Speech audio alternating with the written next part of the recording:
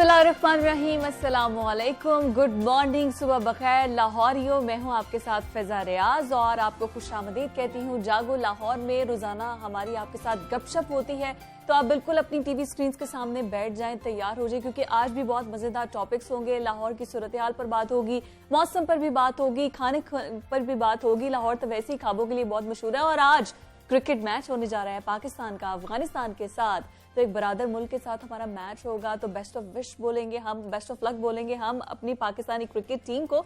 और अफगानियों के लिए भी दुआ गो है कि वो अच्छा खेल, उम्दा खेल हमें देखने को मिले, एक अच्छा उम्दा परफॉर्मेंस हमें देखने को मिले। लेकिन आज इन सारी मामलात से हट के आज हम जिन बातों पर बात करने जा रहे हैं वो हम सबसे पहले आपसे कुछ इन्फॉर्मेशन से रिलेटेड बात करेंगे, क्योंकि आज इंटरनेट की बर्थडे भी है, तो उस पर भी बात करेंगे। लेकिन सबसे पहले हम आपकी सेहत का ख्याल रखेंगे, फिटनेस का ख्याल रखेंगे, ताकि आप हेल्दी और फिट रहकर हमारा प्रोग्राम देखें। तो जैसे जैसे मौसम बदल रहा है, सब पहले भी हम जुनैरा से भी पूछ रहे थे, स्मोक नजर आ रही है, मतलब लिटरली दूर से इमेज ब्लर नजर आता है, पता चलता है कि आलूदगी बहुत ज्यादा है सुबह सुबह और रात के टाइम पे। तो ये है, तो अब ये जो दिन ब दिन आलूदगी बढ़ती जा रही है, इसका हमारी सेहत पर कितना बुरा असर पड़ रहा है। इससे क्योंकि गला खराब होना और फ्लू हो जाना और बुखार हो जाना ये तो बहुत कॉमन है। तो ये लाहौर का जो एयर क्वालिटी इंडेक्स है वो मुसलसल बढ़ता जा रहा है, ग्रेजुअली इंक्रीज करता जा रहा है। तो गुज़श्ता रोज जो एयर क्वालिटी इंडेक्स था वो 328 पॉइंट पर रिकॉर्ड किया गया है, और ये इंसानी जो सेहत है, मतलब हमारी सेहत के लिए इंतहाई मुज़र सेहत करार दिया जाता है। और स्मोक के मुज़र से असरात से अब उस पर जो हमें सामना करना पड़ता है, हमारी सेहत, हमारे ऑर्गन्स को जिस तरह से फाइट करनी पड़ती है, इसी वजह से हम बीमार भी हो जाते हैं। तो आलूदा फिजा में सांस लेने से आंख, नाक, कान, गले, फेफड़ों, मतलब जो जैसे जैसे आप इनहेल करते हैं वो गंद, वो सब अंदर आपको डैमेज करता जाता है। लेकिन शहर के मुख्तलिफ अस्पतालों में जो सूरत हाल है, बहुत से मरीज आ चुके हैं, कोई कोरोना से रिलेटेड है, कोई डेंगू से रिलेटेड है, अब स्मोक से रिलेटेड बहुत ज्यादा आ रहे हैं। तो स्मोक की वजह से नाक, कान, गला किस तरह मुतासर होता है और किन किन बीमारियों का ये सबब बनती है स्मोक, और इससे कैसे बचा जा सकता है, इस तमाम सूरत हाल पर बात करने के लिए हमारे साथ डॉक्टर दानिश सलाम मौजूद है, जो कि ENT स्पेशलिस्ट हैं। अस्सलाम वालेकुम डॉक्टर साहब, कैसे हैं आप? गुड मॉर्निंग आपको, और आई होप सो कि आपकी गुड मॉर्निंग और आपके मुफीद मशवरों से जो है बाकी जो हमारे लाहौरियाँ उनकी भी मॉर्निंग खुशगवार हो जाए और अच्छी हो जाए। मुझे ये बताएं कि आपका मॉर्निंग सुबह उठते ही आप जैसे उठे, ब्रेकफास्ट किया, हॉस्पिटल जाके मरीज देखने शुरू कर दिए? डिफरेंट रूटीन होती है डिफरेंट डेज में। कुछ डेज हम बिज़ी होते हैं मरीज़ों के साथ, कुछ डेज हम बिज़ी होते हैं उनके ऑपरेशन करने में, और कुछ डेज बिज़ी होते हैं हम स्टूडेंट्स को पढ़ाने में, मेडिकल के स्टूडेंट्स को। बिल्कुल ठीक है। अच्छा, मुझे ये बताइए कि अभी तो जैसे स्मोक है, हम बात भी कर रहे थे कि स्मोक ने जो है वो बहुत ज़्यादा लोगों की लाइफ को अफेक्ट किया है, मतलब छोटे बच्चे, बूढ़े सभी इसका शिकार हो रहे हैं। जो भी सुबह उठता है या शाम में घर से बाहर निकलता है, तो क्या कैसे ये असरअंदाज होते हैं इंसानी जिस्म पर, क्या नुकसानात होते हैं इसके? उसके लिए सबसे पहले समझना पड़ेगा कि स्मॉग है क्या। स्मॉग बेसिकली धुआं और फॉग का कम्बिनेशन है, और इसकी डिफरेंट अक़साम होती हैं। इस ज़्यादा माहौलियाती आलूदगी और इन्वायरमेंटल चेंजेस जो हो रही हैं, इस वजह से पिछले कुछ अरसे में पाकिस्तान पे असरअंदाज हुई है, और ख़ास तौर पे पंजाब के इस रीजन में। लेकिन ये दुनिया के और मुख्तलिफ बेशतर ममालिक में, डेवलप्ड कंट्रीज़ में बहुत पहले देखी गई थी। अच्छा जी, इसमें ख़ास तौर पे माहौलियाती तब्दीली, जिसमें गाड़ियों का, धुएं का बहुत ज़्यादा होना, ऐसी इंडस्ट्रियलाइज स्टेट्स में जहाँ पे धुआं फ़िज़ा को आलूदा करता है, धुआं और मॉइस्चर मिलके कुछ गैसेस बनाती हैं जो इंसानी सेहत के लिए बहुत मुज़र असरात रखती हैं। जी बिल्कुल ठीक है। जिसमें नाक, कान, गले के हवाले से आजकल हम पेशेंट्स देख रहे हैं, बहुत ज़्यादा पेशेंट्स आ रहे हैं जो सिंपल नज़ला, ज़ुकाम, इरिटेशन, मौसम की चेंजेस की वजह से ये पिछले सालों में भी आते थे, लेकिन पिछले कुछ सालों से जब से ये स्मॉग ज़्यादा हुई है, तो ये देखने में आ रहा है कि पेशेंट्स के सिम्टम्स में, उनकी तकालीफ में इजाफा हुआ है, सिवियर हुआ है, जिसके लिए या तो घरेलू टोटके लिए जाते हैं या डायरेक्टली जंप किया जाता है कोई ना कोई हैवी एंटीबायोटिक्स पे। जी, तो उसमें ये होगा कि अपने आप को बचा के रखा जाए, ज़्यादा आउटडोर एक्टिविटीज़, ख़ास तौर पे ये स्मॉग के सीज़न में, इसे बचा जाए, इंडोर रहा जाए। अपने मुंह को, नाक को कवर करके रखें। और वैसे ही कोविड की, कोरोना की वजह से पिछले कुछ अरसे में मास्क का इस्तेमाल एग्जैक्टली। अब तो ऐसा नहीं है कि लोगों को आदत ना हो, अब तो लोगों को आदत हो चुकी है कि मास्क इस्तेमाल करें। आप स्मोक से भी बच जाएंगे और आप कोरोना से भी बच जाएंगे। बिल्कुल। और अच्छी डाइट का बहुत रोल है इसमें। एक अच्छी डाइट, एक ऐसी बैलेंस डाइट जिसमें फ्रूट्स का इस्तेमाल, जिसमें ताज़ा वेजिटेबल्स का इस्तेमाल बहुत ज़रूरी है, क्योंकि इनमें नेचुरली एंटीऑक्सीडेंट्स होते हैं। जो भी कोई मुज़र सेहत चीज़ें जो हमारे जिस्म में फिर रही होती हैं, ये एंटीऑक्सीडेंट्स उनको बॉडी से निकालने में बहुत अहम किरदार अदा करते हैं। अच्छा, गर्म मशरूबात या ठंडे मशरूबात? मतलब इसमें ख़ास तौर पे सीज़न अभी ऐसा है तो गर्म मशरूबात, उसमें भी हर गर्म मशरूबात जो है वो स्मोक पे या इस पे बॉडी पे अफेक्ट नहीं करेगा। ख़ास तौर पे इसमें सब्ज़ चाय, ग्रीन टी का बहुत ज़्यादा इस्तेमाल बहुत मुफीद साबित होगा। बिल्कुल ठीक। अच्छा, मुझे ये बताइए कि फ्रेश फ्रूट्स, अब जैसे सीज़न है ऑरेंज का, तो आगे मतलब इस तरह से फ्रेश जूसेस लेने से और अच्छी डाइट लेने से आप बता रहे हैं कि बहुत अच्छा होगा। सब्ज़ चाय, कहवे कौन कौन से? क्योंकि मुख्तलिफ किस्म के कहवे भी आपके पास जो भी अवेलेबल है, जो भी अवेलेबल है, बिल्कुल। और किस लेवल पे जाके आपको मतलब रियलाइज होता है कि भाई अब जो है इसने अंदर ख़त्म कर दिया है, नाक कान गले की तकलीफ? तो आप जैसे आपने बताया कि स्वेयर हो गया, तो मेडिकेशन किस लेवल पे जाके स्टार्ट कर देनी चाहिए? अगर आपको नॉर्मली घर में ये सिम्टम्स आना शुरू हो गए हैं कि नाक में इरिटेशन, नाक का बंद होना, नाक का बहना, ये मौसमियाती भी हो सकते हैं, मौसम के चेंजेस की वजह से भी हो सकते हैं। अगर ये सिम्टम्स नॉर्मली सिंपल पैनाडोल लेने से या एहतियात करने से, अच्छी डाइट लेने से बेहतर नहीं हो रहे, तब आप अपने हेल्थ केयर प्रोवाइडर से मशवरे के लिए जाएं ताकि देख के बर वक्त इलाज शुरू किया जा सके। एग्जैक्टली, बिल्कुल ठीक है। इसमें सबसे ज़्यादा आजकल बीइंग हेल्थ केयर प्रोवाइडर जो हम देख रहे हैं, नाक में इरिटेशन, नाक में बहुत ज़्यादा खारिश का होना, गले में ख़ास तौर पे पेशेंट्स कंप्लेन करते हैं कि गले में बहुत ज़्यादा दर्द का होना, और इतना दर्द का होना कि वो खाने पीने से रह गए हैं। ठीक है, उनको ऐसा लगता है उनका गला किसी ने दबाया हुआ है, उनके गले में कोई सुइयां चुभा रहा है। तो उसके तहत गरारे किए जाएं, सिंपल वार्म वाटर, गर्म पानी के गरारे किए जाएं, और डाइट अच्छी की जाए। एक्सट्रीम्स ऑफ ड्रिंक, बहुत ज़्यादा गर्म चाय या गर्म कावा या बहुत ज़्यादा ठंडे पानी का इस्तेमाल भी गले की खराबी का बायस अच्छा, बन ये आपने सकता बहुत है। अच्छी चीज़ हाईलाइट की।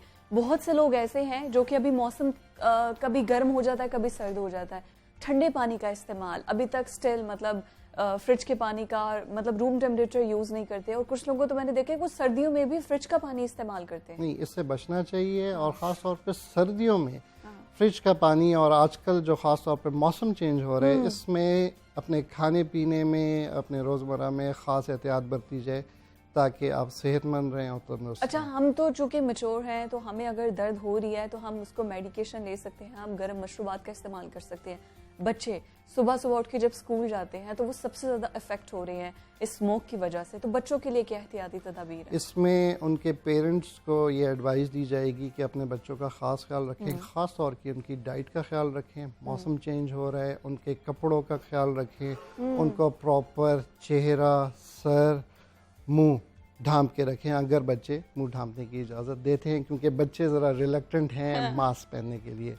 और फ्रीक्वेंटली बार बार उनका मुंह धुलवाया जाए। अच्छा। उनको बोला जाए कि कुलियाँ की जाए, उनको ये बात अवेयरनेस दी जाए। लेकिन स्कूल में जब 8 घंटे रहेंगे ऑब्वियसली, तो वो उस दौरान तो टाइम नहीं मिलेगा। घर आने के बाद जो है वो फिर ये सब कुछ प्रिकॉशंस यूज़ की जा सकती हैं। अगर स्पेसिफिकली मैं कान की बात करूँ तो कान को तो हम ढांप नहीं सकते, मास्क तो हमने लगा लिया, लेकिन स्मोक ने हमें देखिए स्मोक डायरेक्टली कान को बाहर से अफेक्ट नहीं करता। अच्छा, अंदर वो गले बेसिकली अफेक्ट करता है अंदर से इंसानी जिस्म में। नाक, कान, गला आपस में कनेक्टेड होते हैं। तो अगर किसी को नाक का कोई मसला आ रहा है या गले का कोई मसला आ रहा है, उस सूरत में कान असरअंदाज होते हैं। बाहर से स्मोक का कान को हिट होना इज नॉट हार्मफुल।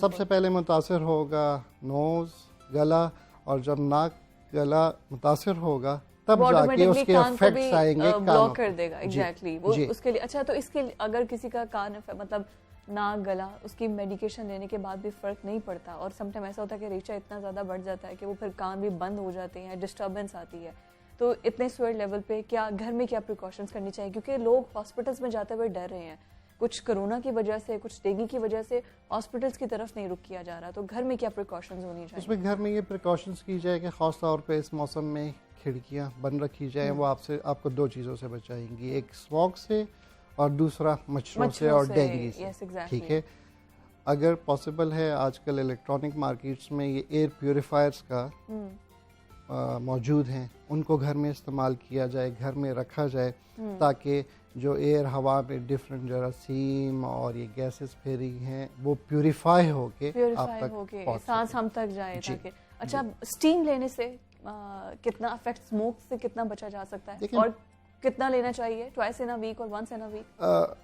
पहले तिब में, एलोपैथी में स्टीम बहुत फ्रीक्वेंटली एडवाइस की जाती थी डॉक्टर की तरफ से इसमें, पर स्टीम का एज सच इतना कोई अभी रिसेंटली रिसर्च में कुछ नहीं है कुछ ऐसे। ये भी एक मिथ है इनफैक्ट कि स्टीम कुछ चीज़ों को और ख़राब करती है, आपको वक्ती तो उसमें बेहतरी महसूस होती है, रिलीफ मिलता है, लेकिन लॉन्ग टर्म वो किसी ना किसी डैमेज का बायस बनती है नाक गले के हवाले से। ओके, तो क्या डैमेज क्या करती है? मतलब स्टीम तो हमें डॉक्टर बार बार, जब कोरोना भी आया था तो यही कहते हैं गर्म मशरूबात इस्तेमाल करें, और अगर आपका सांस नहीं आ रहा तो आप भाप लें ताकि आपके अंदर जितनी भी ब्लॉकेजेस हैं वो खुल जाएं, ताकि आप खुलकर सांस ले सकें। लेकिन आप कह रहे हैं कि ये इसको जो अब की साइंस है वो उससे मुख्तलिफ है, तो क्या डैमेज क्या कर रही है? उसमें ये बात बहुत ज़रूरी है कि पेशेंट को, आम लोगों को ये पता होना चाहिए कि स्टीम कैसे लिया जाए। डिफरेंट मार्केट्स में अवेलेबल हैं स्टीमर्स। हाँ।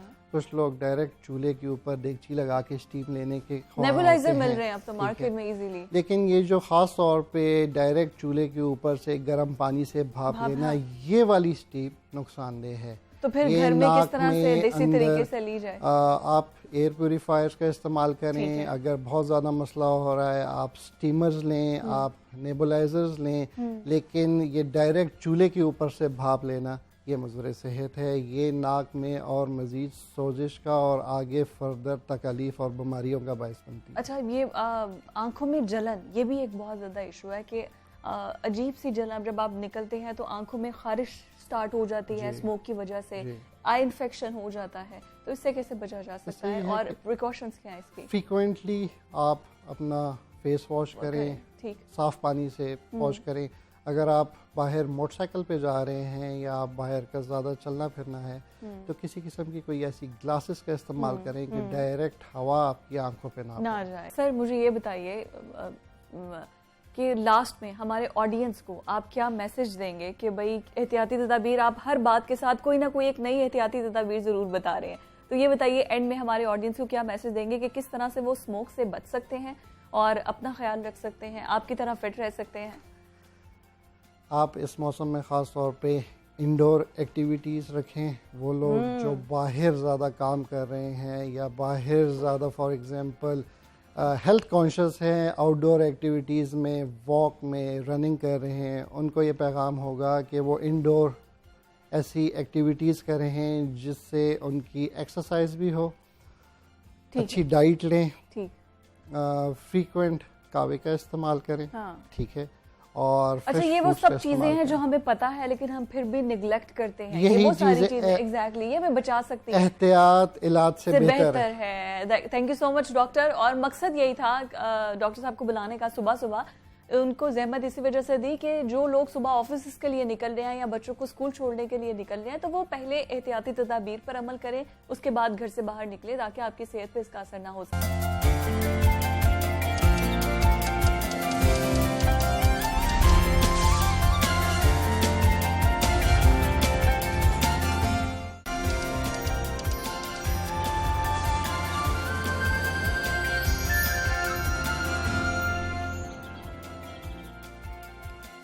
वेलकम बैक जी। एक बार फिर से हम लाहौरियों को खुशामदीद बोलेंगे और अब वो तो तमाम लाहौरी जो कि आईटी से रिलेटेड हैं या जिनको बहुत ज़्यादा फैसिनेट करती हैं इंटरनेट और ऐसी बहुत सी चीज़ें, तो हम इस सेगमेंट में हम बात करने जा रहे हैं कि इंटरनेट ने हमारी ज़िंदगी को किस तरह से बदल दिया है।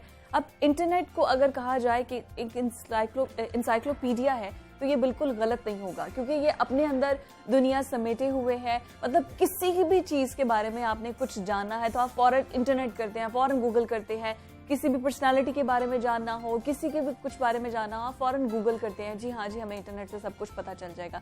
लेकिन खैर हम इसके जहाँ पे बहुत ज़्यादा फ़ायदे भी हैं, इसके बहुत से नुकसानात भी हैं। और आज इंटरनेट अपनी 52वीं सालगिरह भी मना रहा है। 1969 में आज ही के दिन दुनिया का पहला इलेक्ट्रॉनिक पैगाम भेजा गया था, जिसके बाद हर 29 अक्टूबर को इंटरनेट का आलमी दिन मनाया जाता है। तो हैप्पी बर्थडे इंटरनेट, यही कहा जा सकता है। खैर ये कारनामा यूनिवर्सिटी ऑफ कैलिफोर्निया के एक तालिबे इल्म चार्ली क्लाइन ने सर अंजाम दिया था, जहां इंटरनेट की वजह से मालूमात की रसाई इतनी आम हो चुकी है, इतनी आसान हो चुकी है कि आपने मीलों दूर बैठे हुए किसी भी शख्स से अगर आपने लिंक्डइन होना है, बात करनी है, तो आप फौरन इंटरनेट के जरिए एक मैसेज करते हो और आप आपस में एक दूसरे से कनेक्टेड हो जाते हो। तो ये क्रेडिट भी जाता है, बहुत अच्छा है, बहुत फ़ायदे भी हैं इसके, लेकिन बहुत से नुकसानात भी हैं। अब वो नुकसानात कैसे हैं कि साइबर क्राइम्स में बहुत ज़्यादा इजाफा होता जा रहा है, ब्लैकमेलिंग में बहुत ज़्यादा इजाफा होता जा रहा है इंटरनेट की वजह से, ऑनलाइन फ्रॉड बहुत ज़्यादा हो रहे हैं, डार्क वेब कौन नहीं जानता, डार्क वेब के इस्तेमाल बहुत ज़्यादा हो गया है। तो ये इंटरनेट पॉजिटिव एंड नेगेटिव दोनों पहलुओं से जो है वो चल रहा है साथ साथ,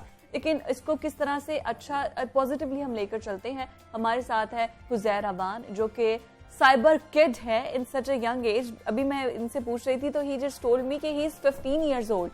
तो 15 साल की उम्र में हुजैर, आपने कब से, मुझे तो ये बताओ, आपने स्टार्ट कब से किया कंप्यूटर? ऐसे लग रहा है कि जैसे आपने पैदा होते ही स्टार्ट कर दिया था कंप्यूटर पे। बाकी बच्चों की तरह स्टार्ट में मैं भी गेम्स खेलता था। गेम्स खेलते थे? 4 इयर्स के से स्टार्ट लिया था। पापा ने डांटा नहीं, पापा का काफी बार डाटा करप्ट किया बाकी पेरेंट्स की तरह, जैसे कि मेरा डाटा था। मुझे बताओ कि फादर क्या कर, वो भी आईटी से? उनका अपना बिजनेस है, बस उनको भी पैशन था कंप्यूटर का। अच्छा, घर में कंप्यूटर था, उसको हाल लगाया, डिफरेंट छेड़खानी वगैरह की। पापा का डाटा काफी करप्ट किया, लेकिन पापा ने बाकी पेरेंट्स के डांटा नहीं, जैसे अभी आपको बताया, सपोर्ट किया मुझे। अच्छा। तो बाकी कुछ टीचर जैसे मिले इन क्लास 2 मैंने समर वेकेशन वर्क के लिए अकेडमी ज्वाइन की थी। ओके। लेकिन वहाँ ऐसी गुड लक थी कि वहाँ के जो टीचर थे वो कहते हैं कि हनी मेरे पास यहाँ पर कंप्यूटर की लर्निंग लेगा। मेरा निक नेम हनी है। हनी है, ओके। वहाँ पर फिर different projector, photocopier, self start generator, इन सब की लर्निंग्स ली। इसके साथ साथ वहाँ पर फिर मैं लैब में बैठा होता था। अब किस एज में? अराउंड क्लास 2 में। क्लास 2 में, ओके। 6-7 years old? यप, ऐसे ही है। 7 इयर्स की एज में मैंने अरफा क्रीम का रिकॉर्ड ब्रेक किया था। Okay. After this certification governor. लेकिन अरफा क्रीम को भी क्रेडिट जाता है, मतलब शी इज लेजेंड, उनको आज तक याद किया जाता है। लाहौर में तो पूरा टावर है अरफा क्रीम। अब ये हुजैर जो हमारे आज के गेस्ट है, वो है माइक्रोसॉफ्ट सर्टिफाइड प्रोफेशनल, कम उम्र तरीन, इन सच अ यंग एज। इनको मैं ना टीनेजर कह सकती हूँ, ना मैं इन्हें किड कह सकती हूँ, लेकिन उज़ैर क्या बात है, क्या कमाल आपने कारनामे सर अंजाम दिए हैं। मुझे ये बताओ, अब ये देखिए कि this is what called knowledge, कि नॉलेज इज पावर। आपको अगर इल्म है, अगर आपके पास दिमाग है, अगर आपने कुछ सीखा हुआ है, तो एज मैटर नहीं करती। अब हुजैर से हम मुफीद मशवरे लेंगे, हुजैर से हम जानेंगे कि किस तरह से हम फ्रॉड से बच सकते हैं। और पहले तो ये बताइए होता क्या क्या है साइबर क्राइम में, किस किस तरह के फ्रॉड हो सकते हैं?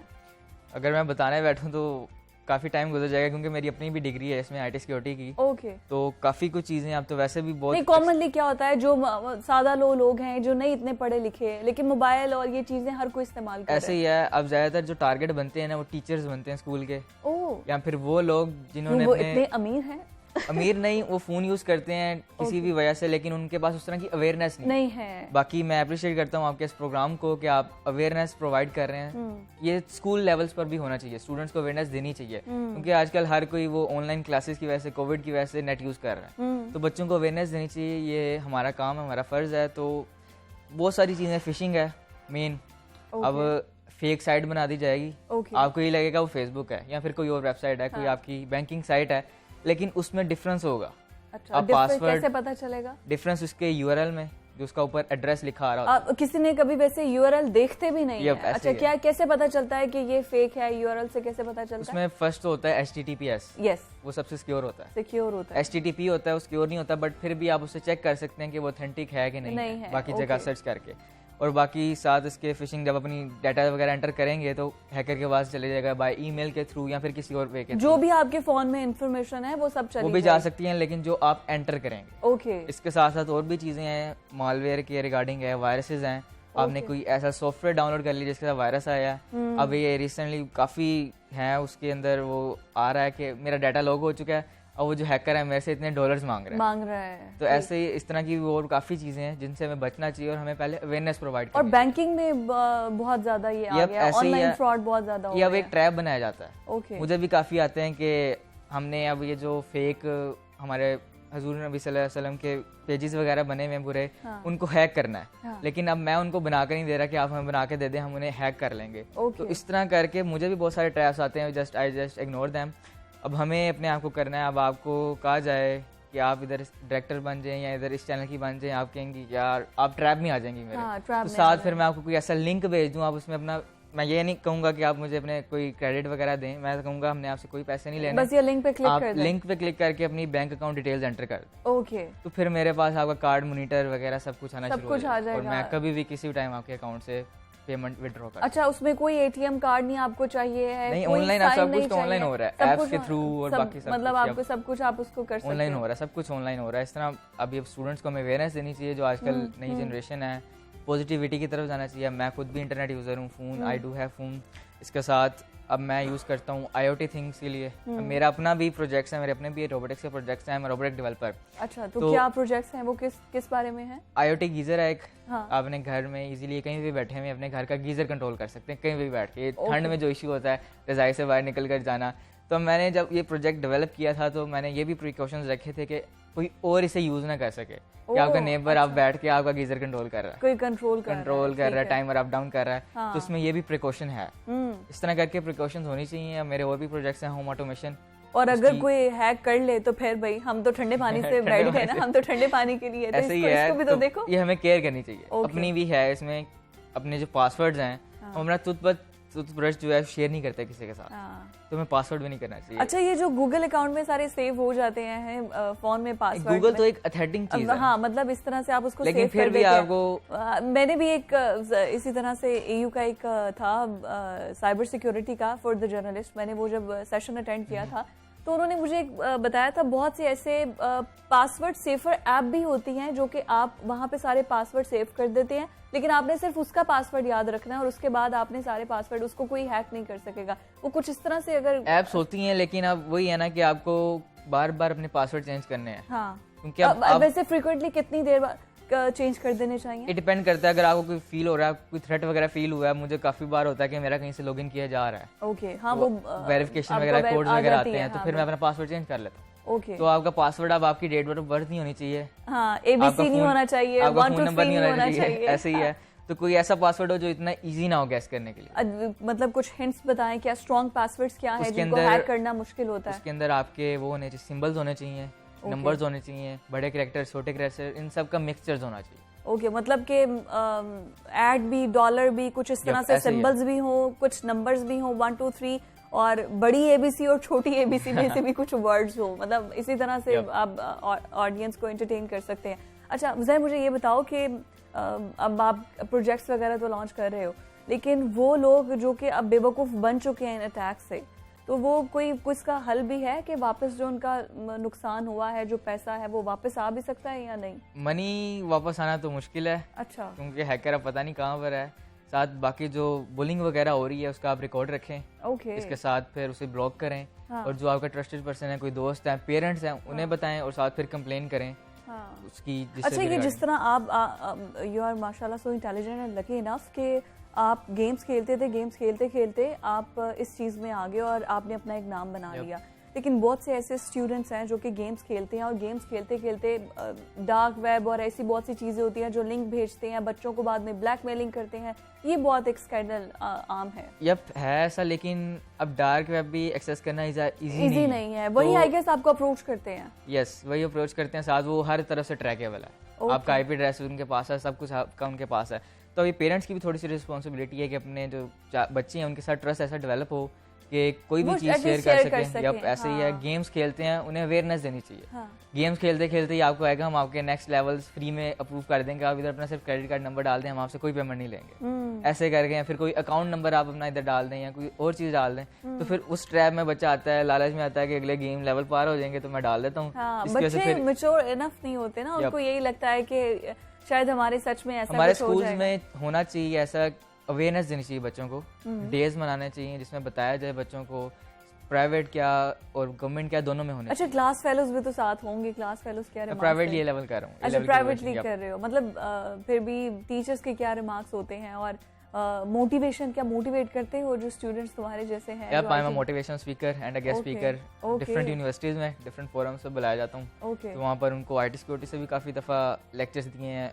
किसी होटल में वहाँ पर था टीचर्स लाहौर लर्निंग, इस तरह की फ्रेंच थी अराउंड काफ़ी, उधर टीचर्स को मैंने IT सिक्योरिटी से रिगार्डिंग बताया था। हाँ, ये जो क्या उसको कहते हैं इंटेलिजेंस, मतलब जो एजेंसीज हैं और इस तरह से भी अक्सर हमने देखा है कि उनके भी सिस्टम को हैक कर दिया जाता है। फेसबुक, मतलब ये चीज़ अक्सर ऐसा आता है कि उनका भी डाटा चोरी हो गया है। ये लास्ट डेज में अभी ये चल रहा था, स्कैंडल चल रहा था।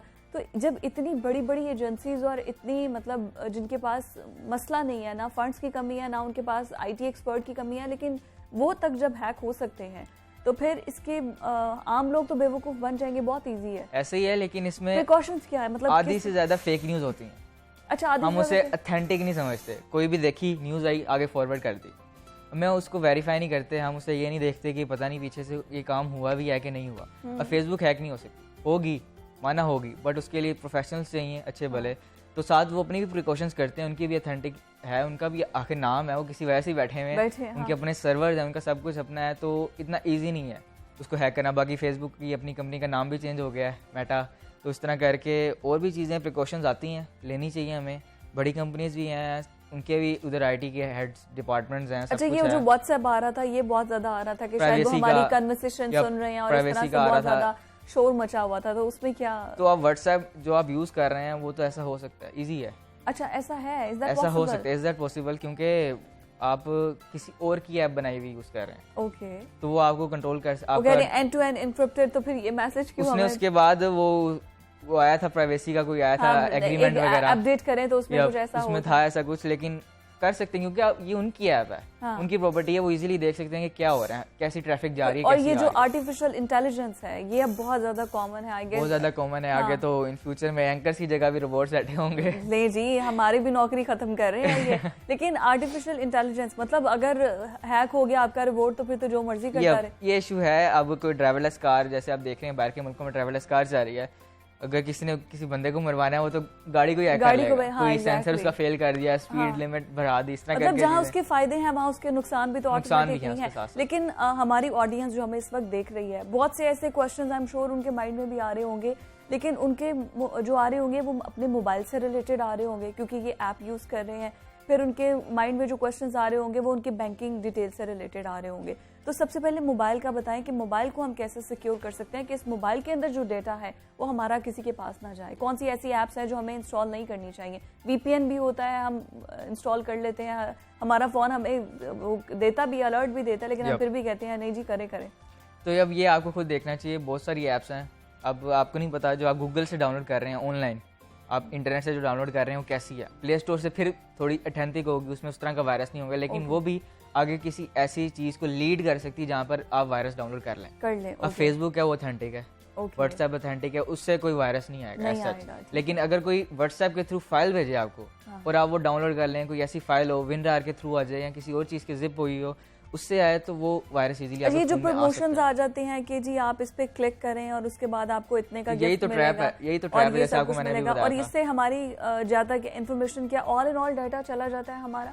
ये डिपेंड करता है कि उसने कैसी प्रोग्रामिंग की हुई है। ओके, मैं भी IT सिक्योरिटी का हूँ, तो मैंने जब यूजुअली ये होता है लड़कियों का, तो ये होता है कि उनकी पिक्चर्स वगैरह चली जाती हैं और बाद में ब्लैकमेलिंग होता है, और स्टूडेंट्स के लिए होता है कि उनकी अपनी कुछ प्राइवेट चीजें होती हैं जो बाद में ब्लैकमेल डिपेंड किया जाता है। मैंने भी वायरस बनाए हुए हैं जब मैं IT सिक्योरिटी की फील्ड में था, अपने कजन्स को भेजे, उनकी फेवरेट सेलिब्रिटीज की पिक्स भेज दी, उन्होंने जब ओपन किया तो किसी की C ड्राइव गैप हो गई है, किसी का कुछ और डाटा मुझे ईमेल हो गया, इस तरह करके डिफरेंट चीजें हैं, खुद ही आ जाता है। तो अब ये डिपेंड करता है कि वो वायरस किस टाइप का, लेकिन हमें अपने आप को सिक्योर करना है इस चीज से। ओके, और ऐसी कौन सी ऐप्स हैं, मतलब ये जैसे मैंने VPN का जिक्र किया, जैसे आपने HTTP का बताया कि ये बहुत अच्छी बात है, ये मुझे भी नहीं पता था।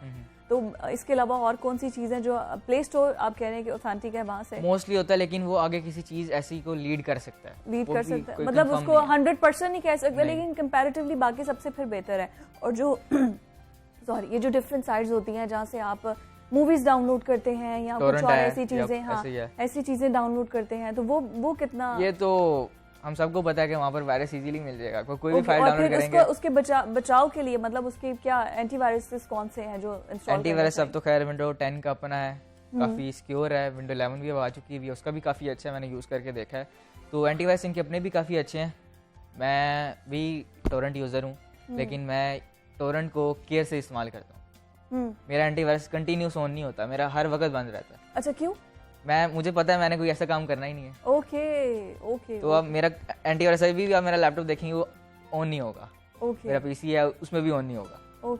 मैंने कुछ ऐसे सॉफ्टवेयर किए हैं, जैसे अब कुछ क्रैक सॉफ्टवेयर हैं, वो एंटीवायरस अलाउ नहीं करता। अच्छा, मुझे ये बताओ कि अगर किसी का मोबाइल चोरी हो जाए, let's suppose I still remember कि मेरा जब मोबाइल चोरी हो गया था तो उसमें ये था कि मुझे बाद में पता चला कि वो कुछ ऐसे सॉफ्टवेयर, मतलब आप अपने लैपटॉप से सारे सिस्टम को अटैच कर ले और वहां से जाके आप इसको बंद कर दें, आपका फोन कुछ भी कर ले वो ऑन नहीं कर सकेगा, कुछ जिसने भी चुराया है। तो ये क्या सिस्टम है? इसके अंदर आप अपना वो आ गया हुआ फीचर है, कुछ फोन्स में है, अब हर फोन का नहीं पता, मैं तो कुछ रेगुलर यूजर नहीं हूँ हर फोन का उसमें। लेकिन आईफोन एंड्रॉइड जो कॉमन है उनका, आईफोन में तो उसका वो अपना भी है ना, आईडी का इशू है कि जब तक वो वाला पासवर्ड ना लगे वो आगे नहीं कंटिन्यू करता। हाँ। तो एंड्रॉइड में एक फीचर है, आप उसको नेट के थ्रू कर सकते हैं, गूगल के थ्रू। वो फाइंड एक नाम है, उस वक्त मुझे इस वक्त याद नहीं है। उसको आप यूज कर सकते हैं, उधर से आप अपना फोन रीसेट कर सकते हैं, आपका सारा डाटा क्लीन हो जाएगा।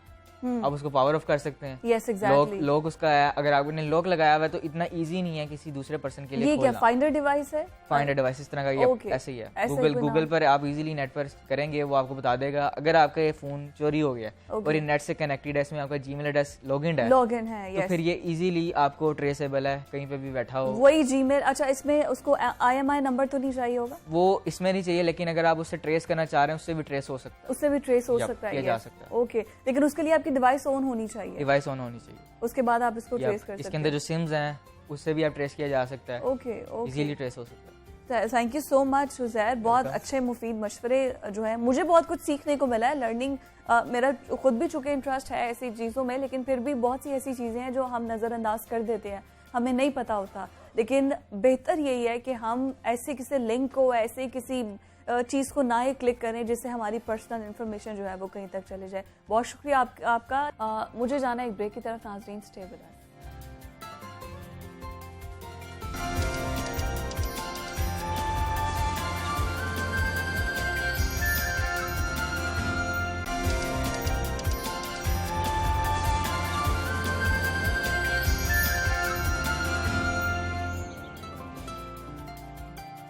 वेलकम बैक नाज़रीन, आपको ब्रेक के बाद खुशामदीद बोलते हैं और सेगमेंट है हमारा लाहौर की दुनिया। जी हाँ, हम आपको लाहौर की दुनिया बताते हैं कि लाहौर की दुनिया में मसाइल कौन कौन से हैं, लाहौरियों को मसले कौन कौन से हैं, और वो लाहौरी जो कि रोज़ाना की बुनियाद पर उनको फेस करते हैं। जिनके पास गाड़ियाँ हैं वो तो चले जाते हैं ऑफिस, स्कूल, बाइक से जिनके पास, लेकिन जिन्होंने दूर दराज अपने ऑफिस में जाना होता है तो वो लेते हैं सहारा या मेट्रो ट्रेन का या फिर ऑरेंज लाइन ट्रेन का।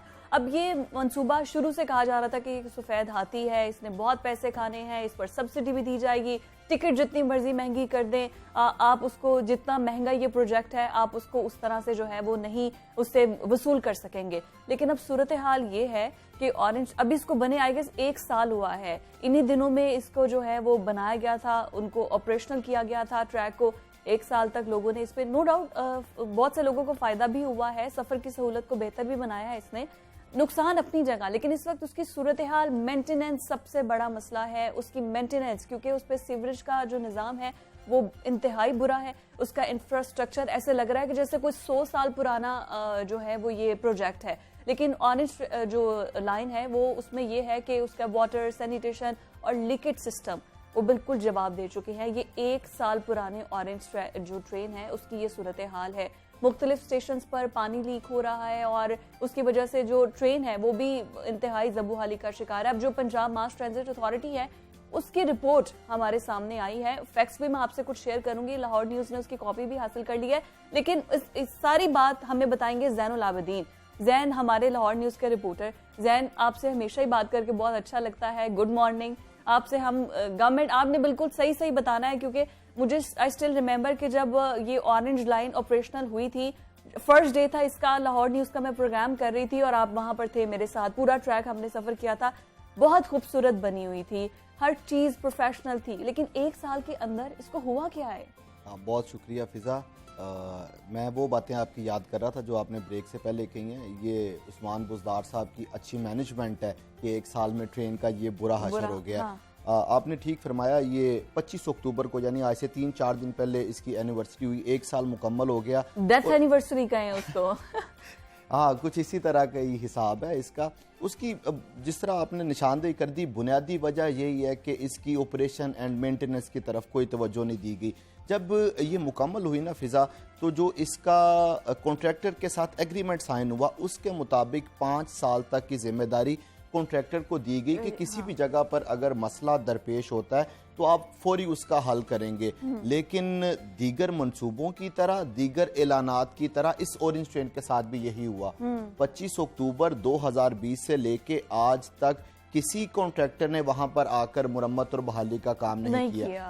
अगर एक छोटी सी अच्छा, उनको पैसे क्या पहले दे दिए गए थे या देने हैं 5 सालों में? फ़िज़ा, ये उनके कॉन्ट्रैक्ट में शामिल है, उनको एडवांस इसकी रकम मिल चुकी है। तो फिर वो क्यों आएंगे भाई, वो क्यों करेंगे? अब like, चाइनीज ने हमें बना दिया, अब चाइनीज तो आने से उसकी मेंटेनेंस करने से तो रहे। तो वो चाइनीज ने तो हमें पैसे दिए ना उसके, हाँ। और उसका इलेक्ट्रिकल और मैकेनिकल का काम किया। जो सिविल काम है वो तो अल्टीमेटली एलडीए और जो महकमा ट्रांसपोर्ट पंजाब और उसके बाद कॉन्ट्रैक्टर्स हैं उनकी तरफ से किया। ये उसी तरह है कि फॉर इंस्टेंस हम किसी दुकान पे जाते हैं एनर्जी सेवर लेने के लिए, वो कहता है ये 1 साल की गारंटी है, अगर खराब हो गया तो उसको चेंज कर लेंगे। इसी तरह इस प्रोजेक्ट पे भी इसी तरह की ही एक गारंटियां थी कि अगर किसी भी जगह पे सिविल का मसला होगा तो ये कॉन्ट्रैक्टर ठीक करके देंगे।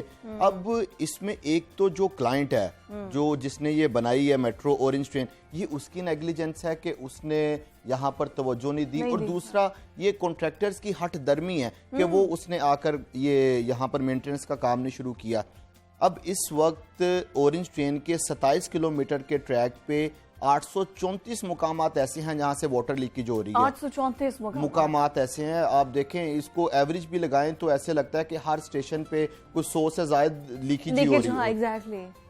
तो अगर ये लीकेज इस कदर खतरनाक हो सकती है कि खुदा न खास्ता किसी जगह पर अगर पिलर में क्रैक आ गया या ये स्टेशन में क्रैक आ गया तो ये ऑरेंज ट्रेन रोकना भी पड़ सकती है। और ये वो बातें हैं जो मैं नहीं कह रहा, जो मास ट्रांजिट अथॉरिटी की रिपोर्ट कह रही है, उन्होंने खुद इस चीज को एडमिट किया है। और सबसे जो खतरनाक तरीन बिल्डिंग करार दी गई है वो डेरा गुजरा डिपो है, जहां पे जाके इन तमाम ट्रेन ने खड़े होना। एग्जैक्टली, वो लास्ट स्टेशन है। अब वो ट्रेन जब उसका ऑपरेशन रात को खत्म हो गया, वो वहां पे जाके चली गई, तो अगर वो बिल्डिंग ही खतरनाक है तो ट्रेन भी रिस्क पे हैं। और अगर आपके स्टेशन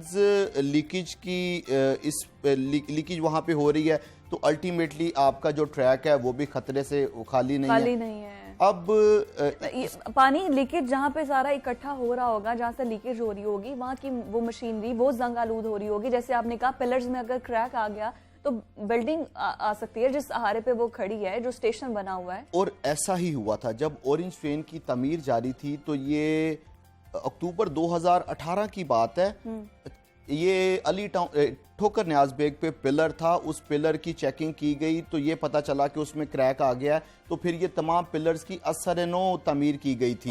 यानी उस वक्त आपने ये प्रिकॉशंस ली हैं कि खुदा ना खासा ऐसा कोई वाकया पेश ना आ जाए, और अल्लाह ना करे ऐसा वाकया अगर पेश आ गया तो इस तरह का लाहौर में वाकया भी कभी नहीं हुआ होगा कि एक ट्रेन जिसमें रोजाना 75,000 लोग सफर करते हैं, तो आपने उनकी जिंदगियां दाव के ऊपर लगा दी हैं, तो इसके ऊपर होश के नाखून लेने चाहिए। और अब ये करते क्या हैं, आप कैमरा लें, माइक लें, ऑरेंज ट्रेन के स्टेशन पे चले जाएं, आपको कतई तौर पे जाने नहीं देंगे।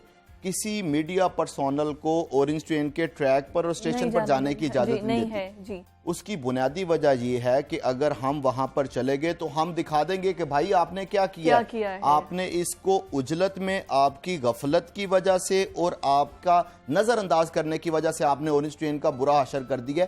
300 अरब रुपए का सी पैक का प्रोजेक्ट है और चाइना पाकिस्तान इकोनॉमिक कॉरिडोर का पहला ट्रांसपोर्ट का जो प्रोजेक्ट है वो मुकम्मल हुआ है शहर लाहौर में। आप उसके साथ ये कर रहे हैं, ये वही है सौतेली माँ जैसा सलूक कर रहे हैं। एक तो ये है कि वो है भी तो हवा में ना, ये कितनी परेशानी की बात है कि खुदा ना खास्ता कोई वाकया पेश आ जाए, क्योंकि बनी तो वो एक तरह से एक फ्लाईओवर की तरह है जो बिल्कुल चल रही है। तो ये इस तरह के तो होश के नाखून लेने चाहिए। अच्छा, आपने बोला कि कॉन्ट्रैक्टर की जिम्मेदारी थी, उन्हें चेक करना चाहिए है, ठीक है, लेकिन कॉन्ट्रैक्टर के उस कॉन्ट्रैक्ट में ये भी तो शिकें शामिल होंगी ना कि अगर कुछ मसला होता है तो फिर आप जो है वो जिम्मेदार ठहराए जाएंगे और आपको फाइन होगा। ये तो ऑब्वियस है फिजा, वो जिम्मेदार तो वही वो होगा। क्यों नहीं पकड़ती गवर्नमेंट या इंतजामिया क्यों नहीं हरकत लेकिन में मैं आती? तो ये कह रहा हूँ कि जब कोई वाकया पेश आएगा तब जिम्मेदारी का तय्युम करने से पहले आज कर लें। अच्छा, मैं आपको एक और बात बताने लगा था, ये कहानी ऑरेंज ट्रेन की अभी खत्म नहीं हुई।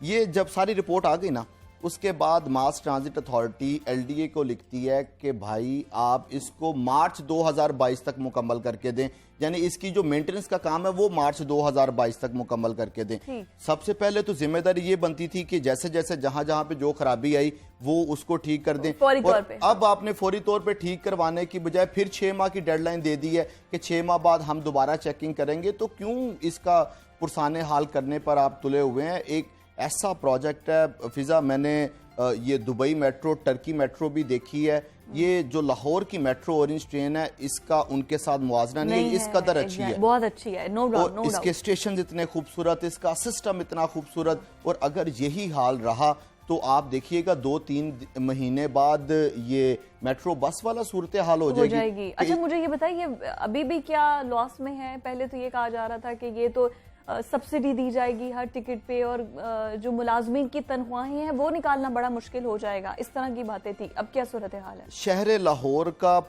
पूरा मास ट्रांजिट सिस्टम लॉस में है, जिसकी बुनियादी वजह फाइनेंशियल मॉडल का ना बनाना है।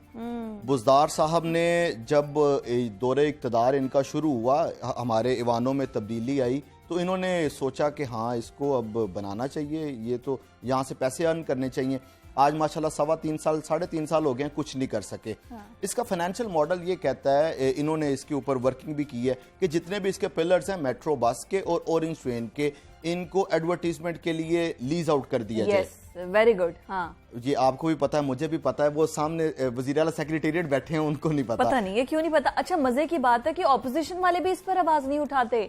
ये सिर्फ हम हुकूमत को नहीं कह सकते। आप देखिए केनाल रोड पे, वैसे आप मॉडल टाउन चले जाएं, बड़ी फ्लेक्सेस लगते हैं, बड़ी स्क्रीन्स के ऊपर आप एडवर्टाइज करते हैं, कैंट के अंदर एडवर्टाइजमेंट हो रही है, तो व्हाई नॉट ऑरेंज ट्रेन? और ये लाखों रुपए की एडवर्टीजमेंट होती है, और लाहौर की जिस मर्जी शाहरा पे चले जाएं आपको ये फ्लेक्सेस नजर आएंगे।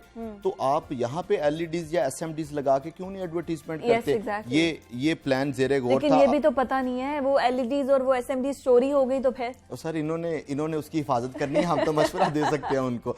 अच्छा, अब ये इन्होंने इसके ऊपर सोचा हुआ, कुछ नहीं कर रहे। अच्छा, ऑरेंज ट्रेन का स्टेशन अगर आप देखें ना फिजा, तो वो आपने बल्कि वो पिछले साल जब ये शुरू हुई तो आप उधर ही थी, वो तकरीबन 4 से 5 कनाल पे मुहित है, इतना बड़ा उसका स्टेशन है। इन्होंने सोचा कि क्यों ना हम इसको भी लीज आउट करें, यहाँ पे भी मुख्तलिफ बैंक्स को या मल्टीनेशनल कंपनीज को या कोई इस तरह की एडवर्टीजमेंट कैंपेन चलाई जाए कि हमारे स्टेशन से भी हमें आमदन शुरू हो जाए। अरे बहुत आसान है, आप छोटे छोटे स्टॉल्स लगा दें, फूडिंग स्टॉल्स लगा दें, एक रोजगार भी चलता रहेगा। जो मुसाफिर आएगा अपने पॉकेट के अकॉर्डिंगली जो खाना चाहता है वो खा ले। आप तो इंटरनेशनली चले गए, हम तो लोकल लोगों को फायदा बहुत तंग कर रही हैं इनको, आप चाह रही हैं कि ये काम कर दें, इन्होंने नहीं करना। अब आपने वो फूडिंग वाली बात कर दी।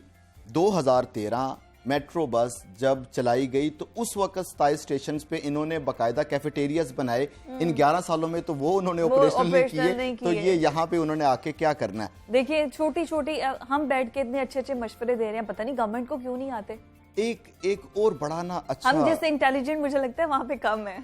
नहीं, वहाँ पे बहुत ज्यादा है, लेकिन वो उन्होंने ऑस्टेरिटी के नाम पे वो खजाने की गर्दन दबा दी है। वो कहते हैं हमने 1 रुपया भी खर्च नहीं करना। इंतहाई दुख की बात है, अफसोस की बात है कि आप ये देखें कि जैसे आप उज़ैन ने बताया कि ये सी पैक का फर्स्ट प्रोजेक्ट, चाइना पाक दोस्ती आप इतना कहते हैं, और उसका ये फर्स्ट प्रोजेक्ट और उसका ये हाल कर दिया। इन्होंने ना खजाना दबा दिया है, खजाने की गर्दन। अब ना खजाने से कुछ बाहर आ रहा, कुछ अंदर भी नहीं जाने दे रहे। भाई ऑरेंज ट्रेन से तो आपको पैसे ही आने हैं, आपने कुछ देने थोड़ी है। हाँ। एक और बड़ी ना अच्छी सुजेशन आई थी सामने, इसको बनाने के लिए, फ्रूटफुल बनाने के लिए, कि इससे रेवेन्यू जनरेट हो। ये जितने भी स्टेशन है ना, वहाँ पे अनाउंसमेंट होती है कि अब कौन सा स्टेशन आ गया। इसी तरह ट्रेन और मेट्रो बस के अंदर भी अनाउंसमेंट होती है। एक इनके साहब हैं, वो मास ट्रांजिट अथॉरिटी के ऑफिसर हैं, उन्होंने बाकायदा लिख के समरी के जरिए चीफ मिनिस्टर को ये प्रपोजल दी कि सर ये भी स्पॉन्सर करवा लें हम। वो जिस तरह यूजुअली टीवी पे एड्स आती हैं कि ब्रॉट टू यू बाय, तो इसी तरह वो कहते हैं हम ये जो स्टेशन का नाम बताते हैं इसको भी स्पॉन्सर करवा लें, इससे भी हमें अर्निंग हो जाएगी। उसके ऊपर भी इन्होंने कुछ नहीं किया। मतलब ये सारी चीजें वो है जिसमें आपको पैसा आना है, आपने देना कुछ नहीं है।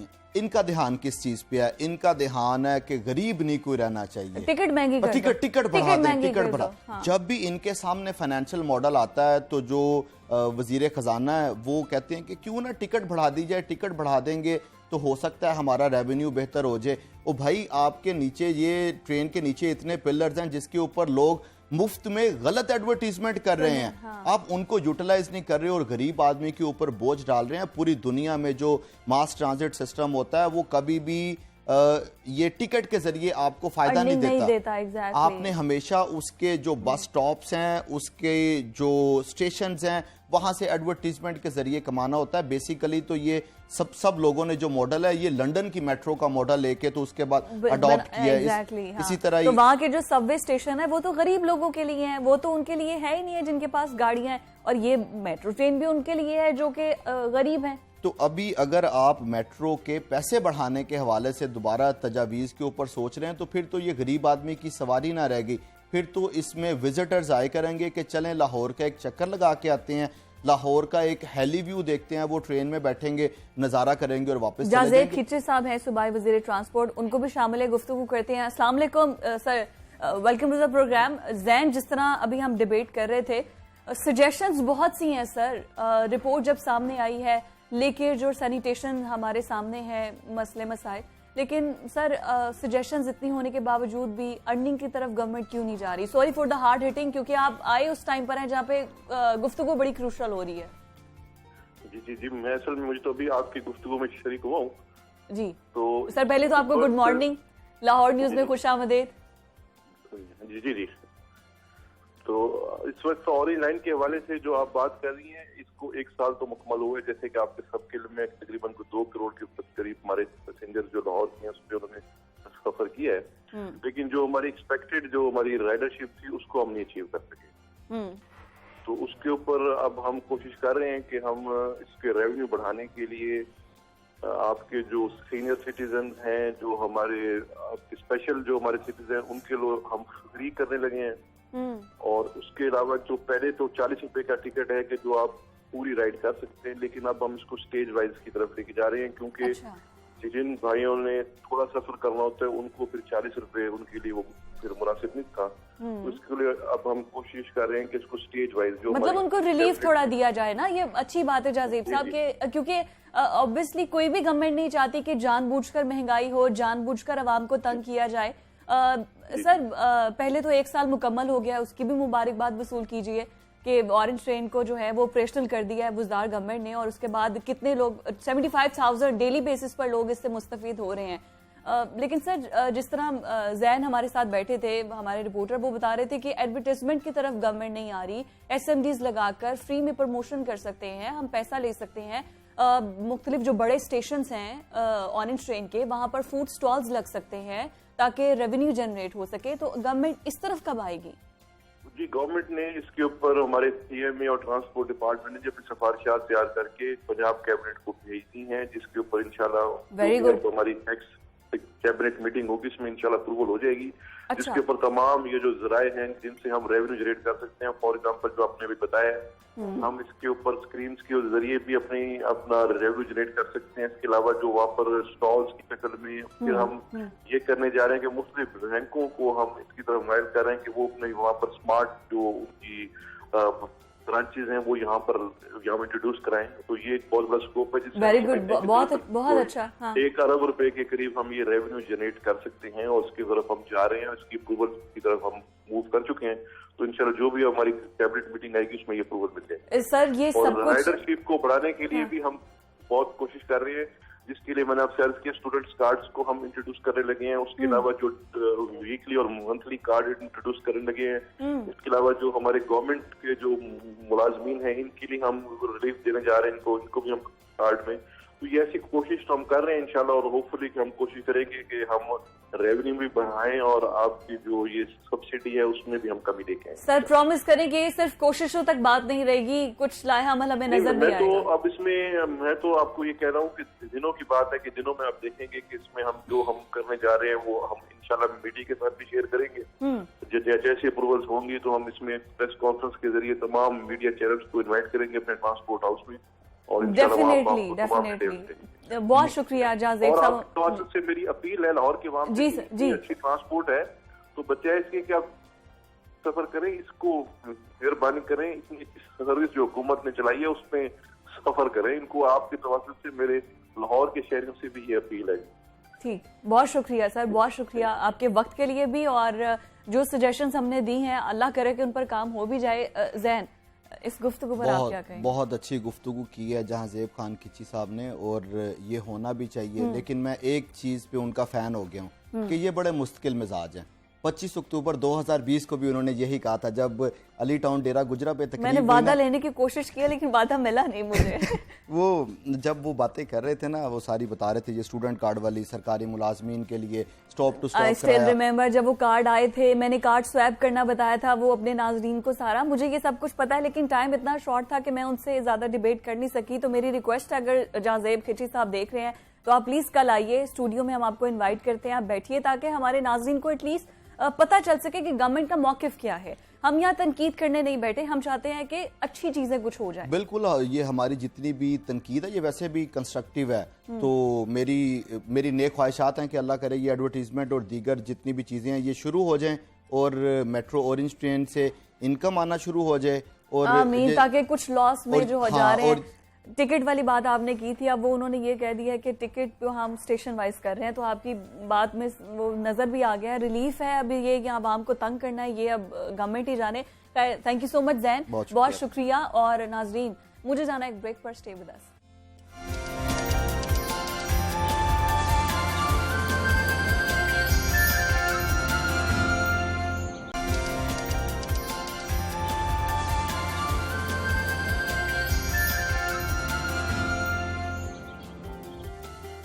Welcome back to Jago Lahore. और प्रोग्राम के इस हिस्से में थोड़ा दिल उदास हो जाता है क्योंकि इससे कुछ ही देर के बाद हम आपसे अलविदा कर देंगे, लेकिन हम रोजाना आपके लिए इसी तरह से मजे मजे की स्टोरीज लाते रहेंगे। और क्या एक्टिविटीज कुछ करके बताओ, हमारे ऑडियंस देखे कि कैसे। अच्छा पहले कितनी बताओ कि पेंडेमिक में, कोरोना में कितना घंटे ये स्क्रीन देखती थी, मतलब मोबाइल और लैपटॉप?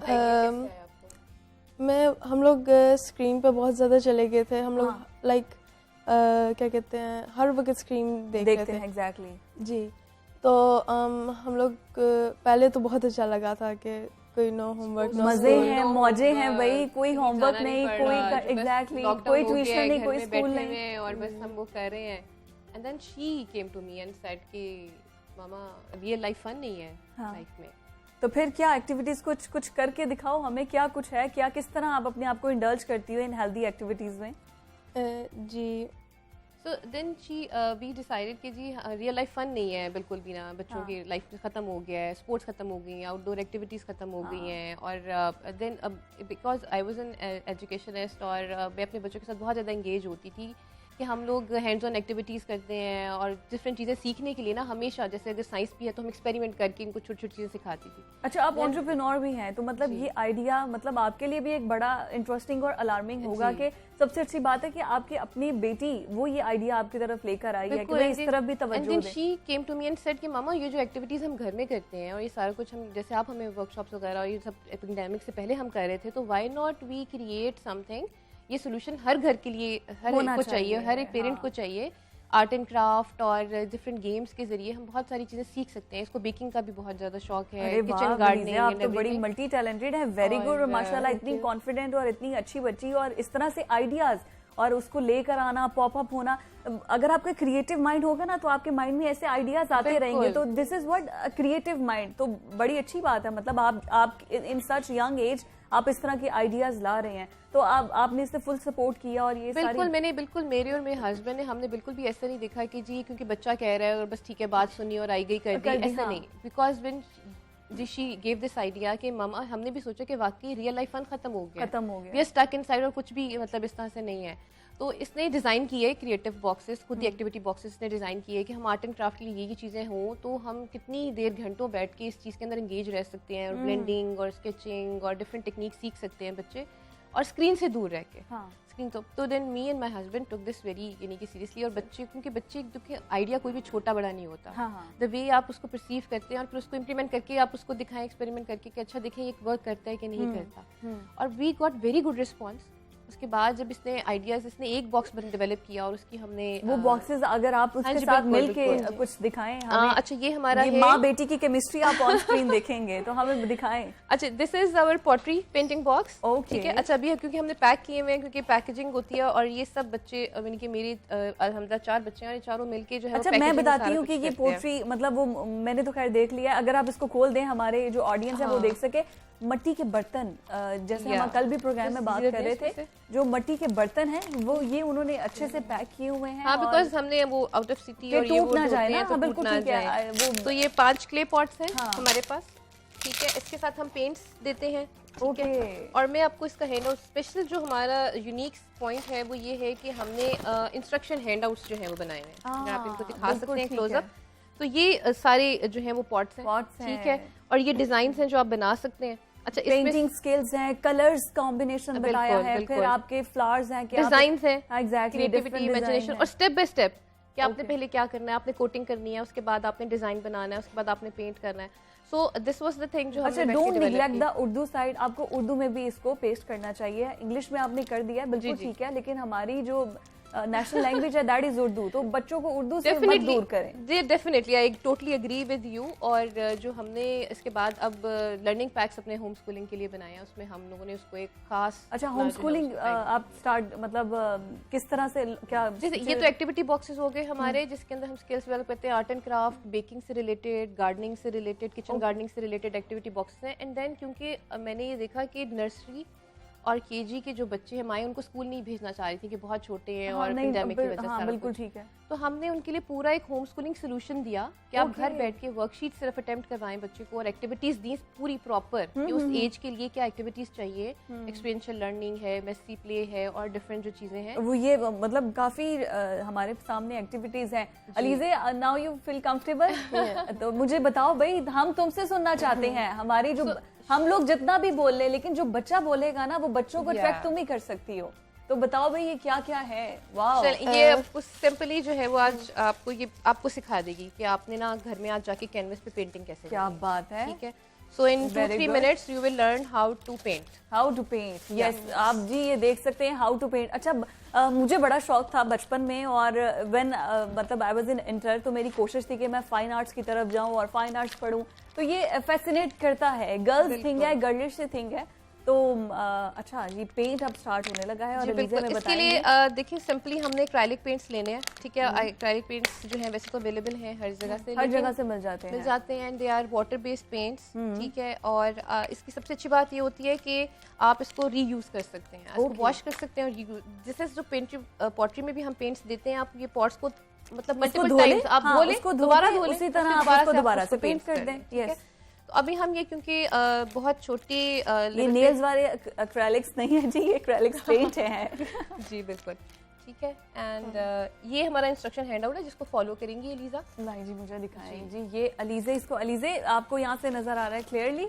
आप देख सकती हैं कि अच्छा बड़े प्यारे कलर हैं यार, ऐसे जैसे सूरज सनसेट को आई गेस ये शो कर रहा है कि किस तरह से वो हो रहा है सनसेट। और तो ये जो है वो हमारे 4 to 6 years के जो बच्चों के लिए हैंड आउट बनाया हुआ है। हाँ बिल्कुल, छोटे बच्चे मतलब अपना जो जिस तरह भी उन्हें दिल करता है पेंट करने को, कलर्स के साथ खेलना किसको अच्छा नहीं लगता। बच्चों को तो कलर्स वैसे ही बहुत ज्यादा फैसिनेट करते हैं, तो इन कलरिंग के साथ आप उनकी ड्राइंग अच्छी कर सकते हैं, आप उनके मतलब पेंटिंग, और फिर उसके बाद कलर कॉम्बिनेशन आपकी पर्सनालिटी को बहुत डेवलप करता है कि कौन सा कलर किस मौसम में अच्छा लगता है, कौन सा कलर मेरे पे अच्छा लगता है। ऐसी बहुत सी चीजें होती हैं। तो ये अलीजे करी है पेंट, वो आई गेस अलीजे को तो देखने की भी जरूरत नहीं है।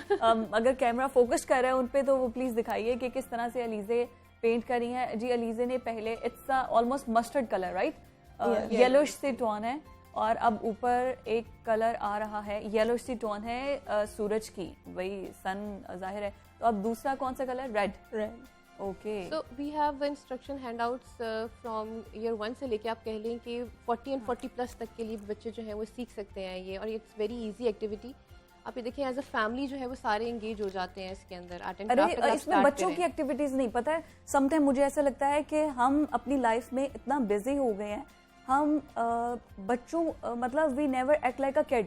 अपने अंदर का बच्चा कभी भी खत्म नहीं करना चाहिए। Real life fun. हाँ एग्जैक्टली, रियल लाइफ अपने अंदर का बच्चा समटाइम बच्चों की एक्टिविटीज करते हुए आप इतना एंजॉय करते हैं, आपको ऐसा लगता है कि एक पीस ऑफ माइंड है इसमें। तो ये बच्चों के लिए नहीं, ये किसी भी एज में आप करें। बिल्कुल, ये जो हमने अपना डूडल बॉक्स जो है वो डिजाइन किया है स्पेशली, अगर आप देखें doodle colouring, it's a stress relieving colouring. Yes, अगर आप डूडल देखें एक होता है रिपीट पैटर्न्स होते हैं इसके अंदर ना, ठीक है। अब आप इसकी कलरिंग करना शुरू करेंगी, आप इसके अंदर इतना इंडल्ज हो जाते हैं कि आपकी कुछ देर के लिए आपका माइंड जो होता है बिल्कुल थॉटलेस हो जाता है। Exactly, you are just you know stress free, anxiety free, and you just in the moment. आपका माइंड जो है वो कोई भी पूरी बॉडी को किसी भी किस्म का सिग्नल नहीं दे रहा होता, आपका माइंड बिल्कुल रिलैक्स हो जाता है। बिल्कुल I can relate to that. अच्छा, इसके अलावा डूडल बॉक्स है, फिर ये और rubber bands and all that. ये this is the card making box basically. इसमें ये सारा स्टफ जो है जो स्क्रैप बुक्स बनती हैं, दिस इज जस्ट आप बर्थडे पे, फादर्स डे पे, मदर्स डे पे आप पेरेंट्स को विश करना चाहते हो, आप किसी टीचर्स को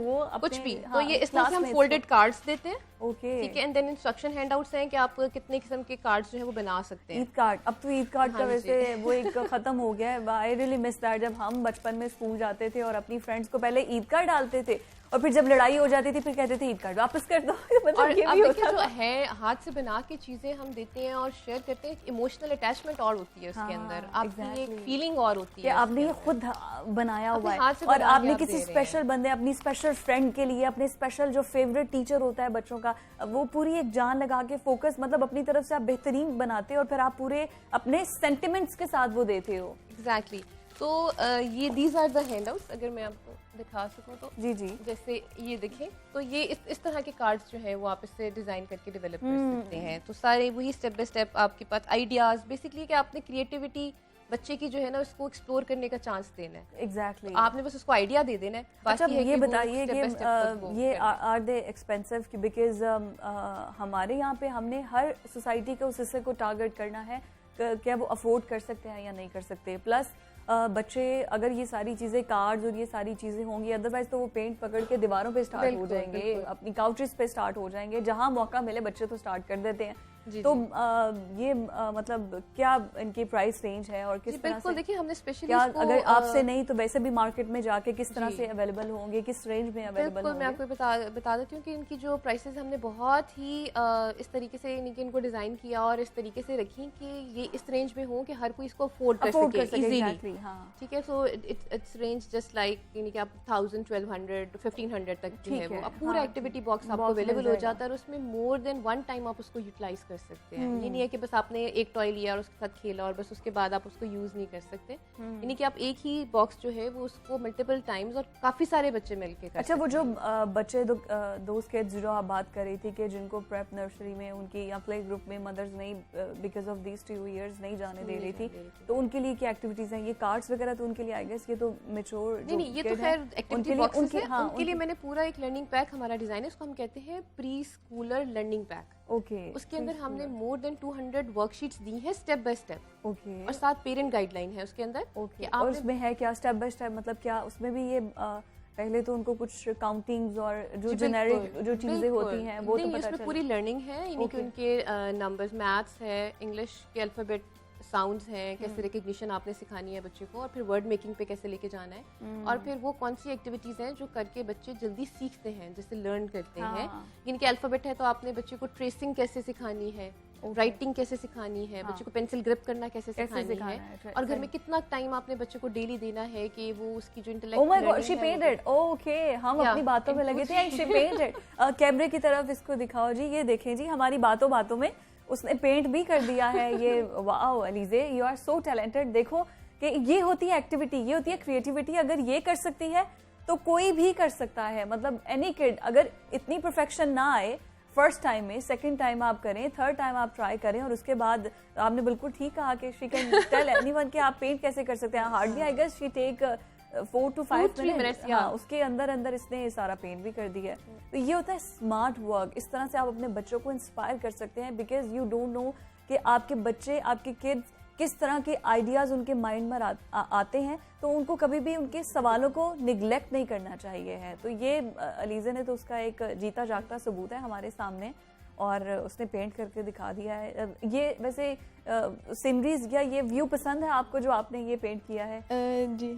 अच्छा, मतलब इसमें कलर्स येलो भी है, रेडिश भी टोन आ रहा है, फिर पहाड़ों को आपने वो उस तरह से ब्लैकिश में किया है, फिर हल्का सा आएगा सुपर पर्पल से भी एक लेयर आपने दी है ना वो उसमें। तो ये कलर्स हैं भाई, आप उनको कलर्स नेम बच्चों को याद करवा सकते हैं कि कौन कौन से कलर्स, कौन से 2-3 कलर्स मिक्स करके कॉम्बिनेशन से आप कौन सा कलर बना रहे हैं। ये सारी चीजें आप देखिए एक्सपीरियंशियल लर्निंग से आप बहुत सारी चीजें सीख रहे होते हैं। जैसे ब्लेंडिंग आ गई इसके अंदर, फिर कलर 2 कलर्स मिक्स किए, एक थर्ड कलर आप। अच्छा माजमीन, ये बहुत ज्यादा है कि हम इनको लर्निंग और इस तरह की चीजें बहुत बता देते हैं, लेकिन जो एटिकेट्स और तरबियत, आम अल्फाज में अगर मैं बोलूँ तो तरबियत जो होती है उसको नजरअंदाज किया जाता है। टीचर्स भी स्कूल में जो बुक्स में है उसको रीड आउट करवा देती हैं, उस तरह से तरबियत पे तवज्जो नहीं देती। तो आपके जो आउटलाइन है उसमें ऐसी कौन सी चीज़ें हैं कि पेरेंट्स से बात कैसे करनी है, अपने दादा दादी और नाना नानी से किस तरह से करना है, सुबह उठ के सबसे पहले क्या करना है, कुछ ऐसी एक्टिविटीज़ भी हैं ताकि बचपन से जो बच्चे को आदत होगी वो बड़े तक रहेगी? बिल्कुल ऐसे ही है। हमने उसके अंदर स्टोरी टेलिंग्स डाली हैं जो वैल्यूज के ऊपर है। Oh wow. Sharing, honesty, yes, truthfulness. हाँ। और सबसे बड़ी बात जो गाइडलाइन के अंदर हाईलाइटेड होती है ना, उसमें मेंशन्ड होता है kids never learn by listening, ठीक है, दे लर्न बाय वाचिंग। जो भी वैल्यूज और जो भी कैरेक्टरिस्टिक्स आप बच्चे के अंदर डालना चाहते हैं, एज अ फैमिली आपको पहले घर में पोर्ट्रे करनी पड़ेगी। You have to be role model for everything. तो जैसे ही आप प्रैक्टिस करेंगे, और स्पेशली जो बेड टाइम स्टोरीज होती हैं अर्ली ईयर्स के अंदर, वो बहुत ज़्यादा इंपॉर्टेंट हैं बच्चे की जो पर्सनालिटी है उसको डेवलप करने में, उसकी कैरेक्टरिस्टिक्स को डेवलप करने में। तो हम उसके अंदर अर्ली जो हमारे लर्निंग पैक्स हैं उनके अंदर जो वैल्यूज़ के ऊपर हमने स्टोरीज डिज़ाइन की हैं, स्पेशली बनाई हैं, और वो इन्हीं वैल्यूज़ को रख के बनाई हैं। तो हम शुक्रिया अदा करेंगे अलीज़ा आपका भी, माजा भी आपका भी, और बहुत अच्छा लगा। आपने एक बड़ी अच्छी फन लविंग एक्टिविटी दी है हमारे उन तमाम वालिदैन को जो कि स्क्रीन टाइम से बच्चों को हटाना चाहते हैं। खैर, मैं आपसे चाहूँगी इजाज़त।